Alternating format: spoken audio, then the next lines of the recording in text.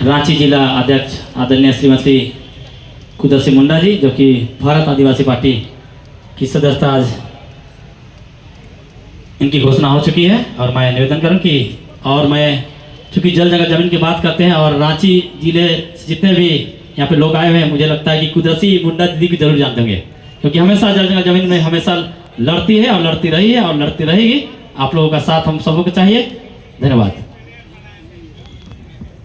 बहुत बहुत धन्यवाद। तो फिर से एक बार सभी को जमे जमे जोहार जोहार जोहार। चलिए, बहुत अच्छा कि सबको नींद तो नहीं आ रहा होगा, है ना? जगा रहे थे सबको। तो कैसा, तैयार हैं एक नया उलगुलान के लिए? क्योंकि जब तक हम अपने आदिवासियों को एकजुट नहीं करेंगे तब तक हम कोई लड़ाई लड़ नहीं पाएंगे। आज हम लोग जल जंगल जमीन की लड़ाई लड़ते हैं। यह रांची से जितने लोग भी आए हैं, सबके घरों में समस्याएं हैं। सब लोग अपने अपने जमीनों को बचाने के लिए लड़ रहे हैं। लेकिन झारखंड बने हुए आज 23 वर्ष हो गए, 24वां खत्म होने वाला है और आदिवासियों के मुद्दे वही के वही हैं। हमारा जंगल छीना जा रहा है। आज जंगलों से हमारा अधिकार खत्म हो गया है। एक बहन बोल रही थी, दातून और पत्ता तोड़ने के लिए भी हमें सरकार से परमिशन लेना पड़ता है। सही है कि नहीं? जो चीज हमारा है वो अब हमारा नहीं रहा। और ये सारा कुछ राजनीति के कारण हुआ है और गंदी राजनीति के कारण हुआ है। हमारे हक और अधिकार दिनों दिन छीनते जा रहे हैं।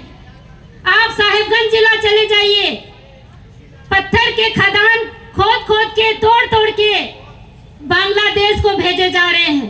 पहाड़ के पहाड़ गायब होते जा रहे हैं। हमारी बहन बेटियां भी गायब होती जा रही हैं। और ये सारा अत्याचार सिर्फ और सिर्फ आदिवासियों के साथ हो रहा है। तो कब तक बर्दाश्त करेंगे हम? पिछले बार जब रघुवर दास की सरकार थी बीजेपी की, उस समय हमारे सीएनटी एक्ट को संशोधन करने का काम किया गया, एसपीटी एक्ट को संशोधन करने का काम किया गया और हमारी जमीनों को जनरल बनाने का काम किया जा रहा था, ताकि हमारी जमीनों पर आसानी से मॉल बनाए जा सके, फ्लैट्स बनाए जा सके, बाहरियों का अतिक्रमण बढ़ा सके, जिसका विरोध हम लोगों ने पुरजोर तरीके से किया था। और विरोध होने के कारण आज रघुवर दास की सरकार अर्थात बीजेपी को हम लोगों ने खत्म किया। और इसमें सबसे बड़ा हाथ हम आदिवासियों का है, हम सामाजिक संगठनों का है, क्योंकि हम लोगों ने आज तक देखा है हमेशा विपक्ष का रोल सामाजिक संगठनों ने निभाया है। किसी भी विपक्षी सरकार ने विधानसभा में आवाज नहीं उठाया कि सीएनटी एक्ट का संशोधन रोका जाए।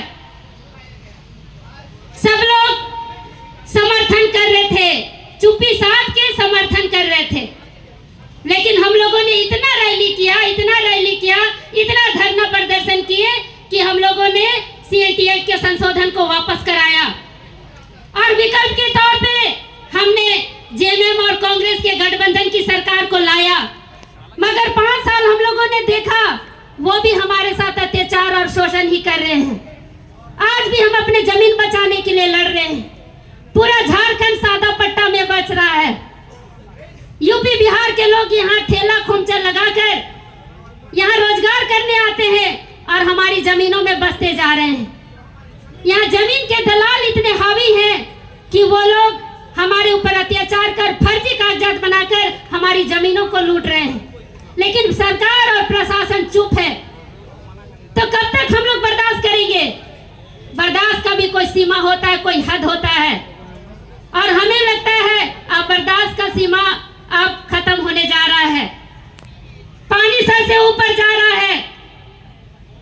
एक को हम लोग हटाने में पूरा जोरदार सहयोग किए तो उसको हटा पाए। भाजपा को हम लोग जड़ से उखाड़ के फेंके। आज हमारा 28 सीट है आदिवासियों का रिजर्व सीट, उसमें से 26 सीट हम गठबंधन की सरकार को दिए।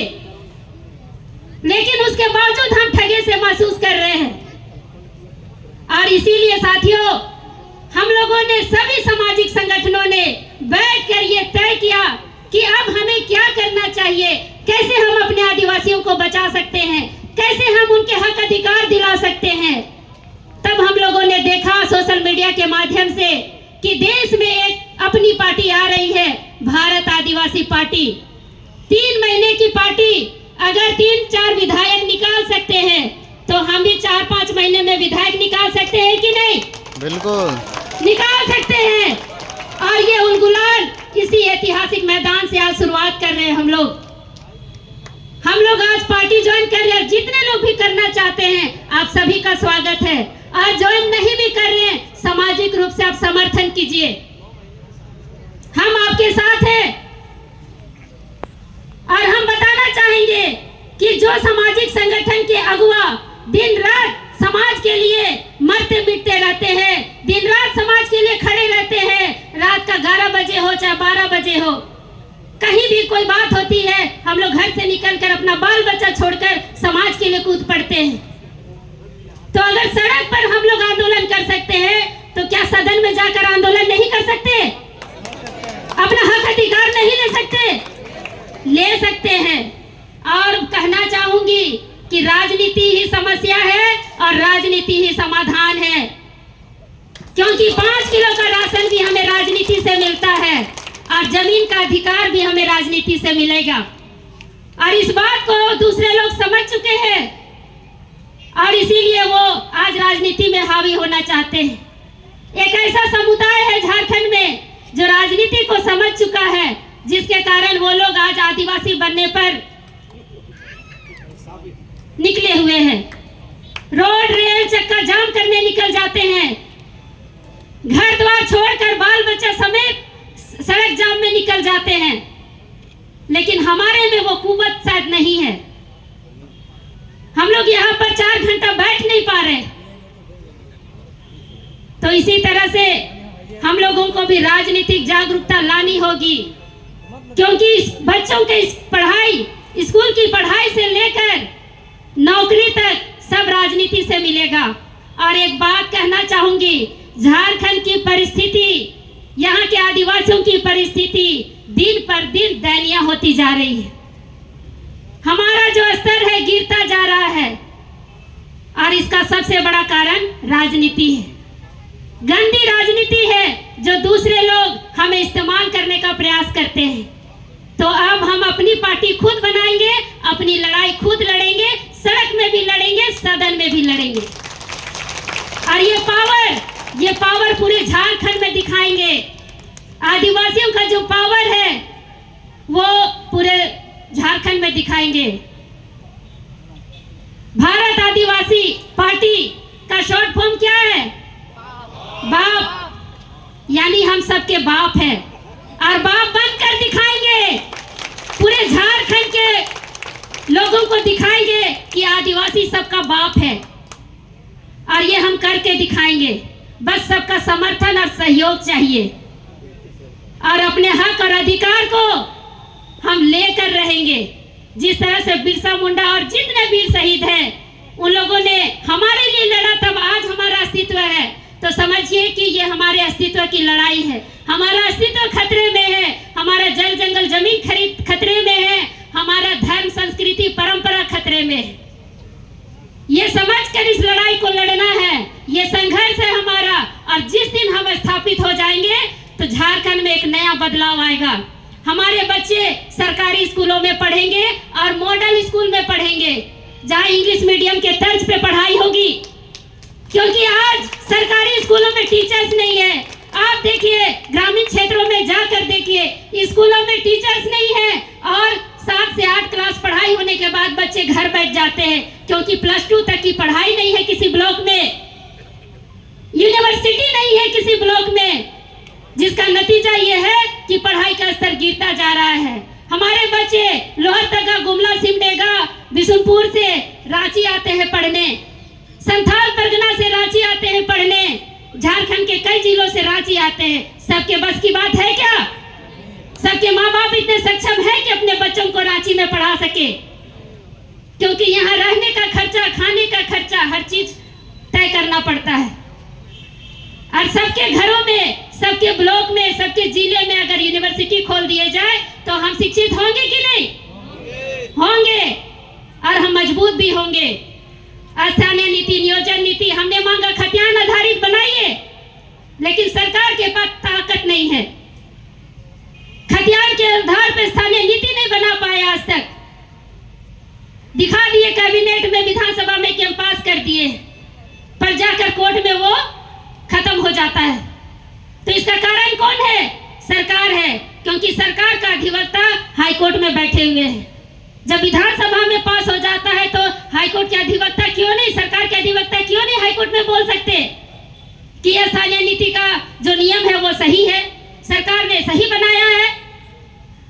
लेकिन कोई नहीं बोलेगा।